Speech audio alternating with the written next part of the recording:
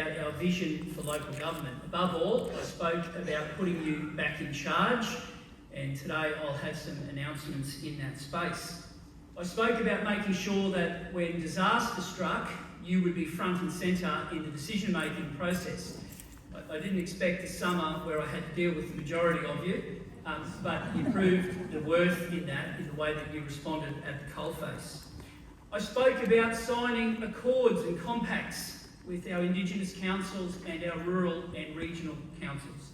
I spoke about changing the planning framework, making sure that no more would you have a Brisbane knows best framework to planning, that we would make sure as we redid those planning frameworks that you would be able to determine what goes where in your community.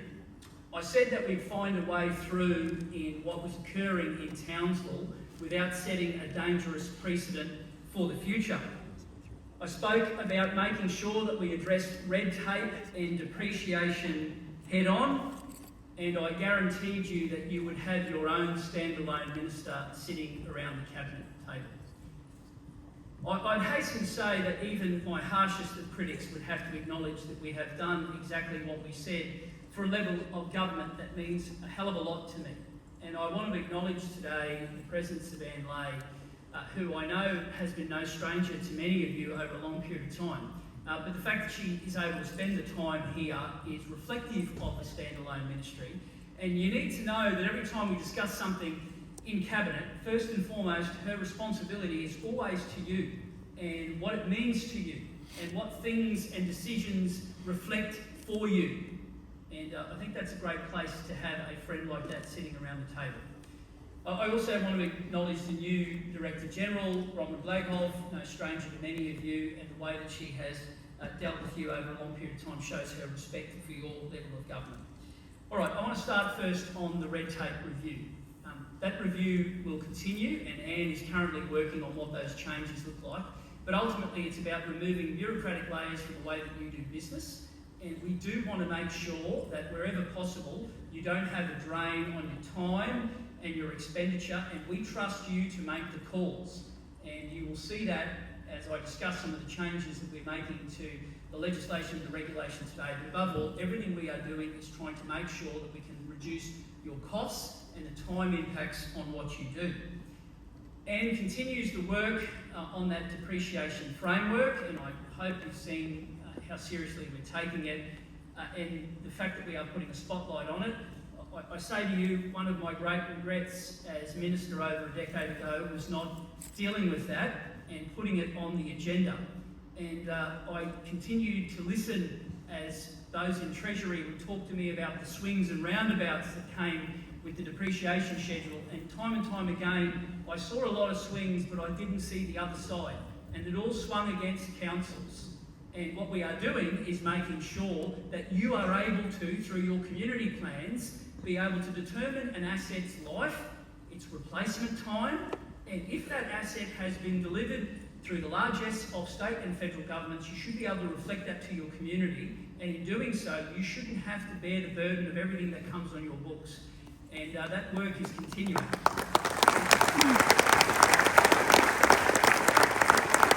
But I want to turn now to what I really want to talk about, and that is those changes that I promised you before the election. My first job in the Queensland Parliament in 2012 was to remove power from my desk and put it to yours. And nothing troubled me more than to see the erosion of that over the last 10 years. We will be righting that wrong.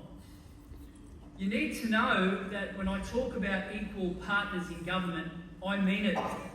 It shouldn't be George Street that determines how you run your councils.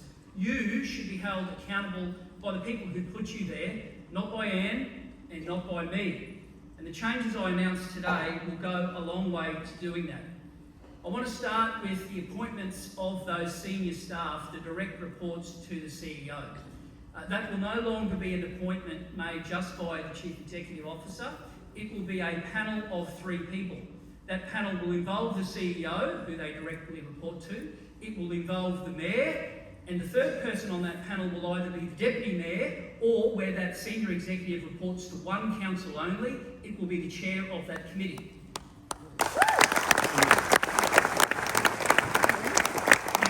The balance of the hiring and the reappointment will go back to the accountable people who have to walk the streets, and that is the mayors and councillors of your shires and cities.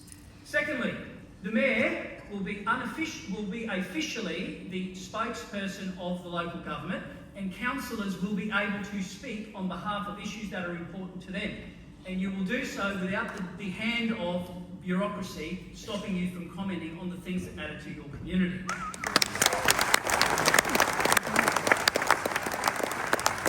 I want to turn to the conflicts of interest provisions. We will be repealing the framework based on the prescribed and declarable conflicts of interest, and we will be reinstating the concept of material personal interest, and therefore prescribed and declarable conflicts of interest. Above all, we will make sure that you are not going to be tied up with the associations that you have been a member of for a long time and general decisions that you have to make as part of your community. But it comes with a twist. And the twist is those who don't do the right thing, those who do misuse their position, will have to face the full force of the law, as was always the case, and that is through those serious breaches. And we will make sure that those handful of people who do the wrong thing over a decade will be the ones held accountable, not the many hundreds of people who turn up and have a crack for their councils and their community and have been tied up by bureaucracy for the better part of the last 10 years. I want to turn to the Office of the Independent Assessor. We will be removing the conduct breach category from the councillor complaints framework. The OIA will only have jurisdiction to proceed with misconduct or corruption. It must dismiss other matters.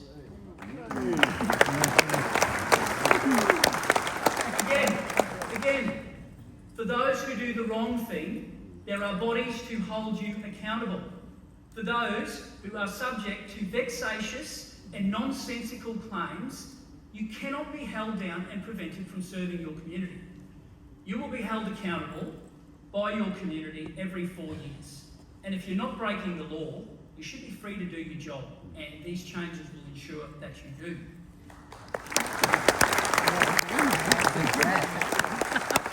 Turning to a couple more of the logistical ones and also moving into the regulation space. Well, we've heard loud and clear about some of the challenges which comes with accessing some of the quarries, particularly state-owned, and there are a number of ministers working on it. And I have to acknowledge the LGAQ in the way that you have worked with us, particularly you, Alison. Thank you very much. We are determined to get that balance right, that respects all of those involved. But one of the changes will be to change the language from a notification period of at least 7 days to a notification which is a reasonable period. And I think during the disaster that will absolutely help us in the way that we recover, and also in the long term making sure that there is that respectful balance. The final one I wanted to discuss, and Anne will be here for the next couple of days, there are many more, but as an example of how I want to make your life far more simple than what it has been, here's one of the changes to the regulation.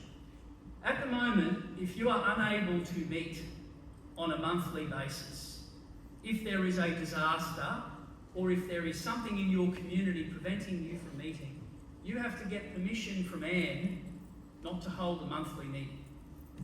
I think your community should hold you accountable for how often you meet. So that will be removed from the regulation, and I have every faith you will continue to meet regularly as you always have. But if there is something that comes up that prevents you from meeting, the last thing you need in the middle of a crisis is have to write to a local government minister to say that you won't be able to get together because you are serving the community during a difficult time. Above all, you are accountable to your community. They will hold you accountable. And as the closest level of government to the people, they often get it right. We're giving you the tools to be able to show that you are good organisations and you are good men and women who make up those councils. And I have every faith that your community will reward you accordingly for that. I want to briefly talk about some of the challenges, but then more so I want to talk about the opportunities, because there are many, many opportunities. Matt did an excellent job in outlining some of those challenges, and I want to start with the main one, and that is cost shifting. We are all getting it in some capacity. We are increasingly getting it as well, and I understand it in an era where there are increasing pressure. But we have to make sure that we do push back against that.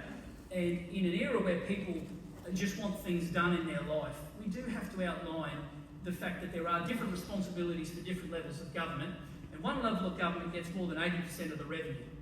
And it should be the one doing the heavy lifting on a number of those things. So we do have to push back on that. I think Matt did an excellent job in articulating some of the issues with those federal assistance grants. Don't make this an issue fighting your councils and your colleagues from north or south, east or west. Make it an issue about taking up the fight to make sure that you do get a larger share of the pie. And I genuinely believe that's the greatest way for governments to deliver efficiencies. When we partner with you to work on our state-controlled roads, we get a great benefit because you are able to make sure you maintain a dedicated workforce living and breathing in those communities. And we get roads that are maintained at a cost standard that in many cases we can't get a contractor to come in. It's a good model for us, and it should be a good model for Canberra as well, and you have to continue to do all you can to make sure that is front and centre. I also want to talk about the financial pressures.